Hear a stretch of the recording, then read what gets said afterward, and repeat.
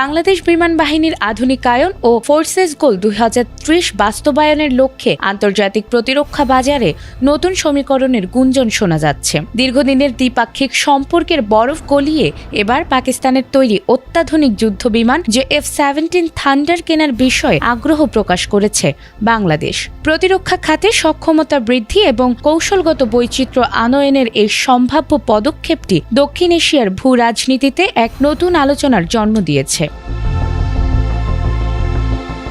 নতুন বছরের শুরুতেই ইসলামাবাদে বাংলাদেশ বিমান বাহিনীর প্রধান air chief marshal Hasan Mahmud খানের সঙ্গে বৈঠক করেছেন পাকিস্তান বিমান বাহিনীর প্রধান air chief marshal Zahir Ahmed Babar Sidhu. এই বৈঠকের পর পাকিস্তানের আন্তঃবাহিনী জনসংযোগ পরিদপ্তর ISPR জানিয়েছে, বাংলাদেশকে F-17 থান্ডার যুদ্ধবিমান বিক্রির বিষয়টি নিয়ে বিস্তারিত আলোচনা হয়েছে।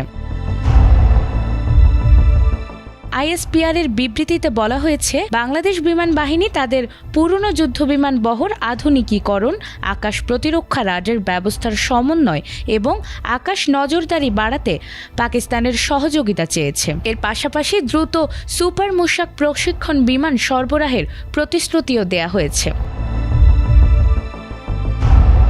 সুপার মুশাক একটি হালকা ওজনের এক ইঞ্জিন বিশিষ্ট প্রশিক্ষণ বিমান, যা বর্তমানে আজারবাইজান, তুরস্ক, ইরান ও ইরাক সহ 10টির বেশি দেশে ব্যবহৃত হচ্ছে। এর মধ্যেই আন্তর্জাতিক বার্তা সংস্থা রয়টার্স জানিয়েছে, পাকিস্তান ও সৌদি আরব প্রায় $200 কোটি ঋণকে F-17 যুদ্ধবিমান চুক্তিতে রূপান্তরের আলোচনা করছে। পাশাপাশি লিবিয়ার বিদ্রোহী গোষ্ঠীর সঙ্গেও F-17 বিক্রির খবর সামনে আসে। যদিও এখনো বাংলাদেশ, সৌদি আরব কিংবা লিবিয়ার সঙ্গে কোনো চুক্তি আনুষ্ঠানিকভাবে নিশ্চিত করেনি পাকিস্তান।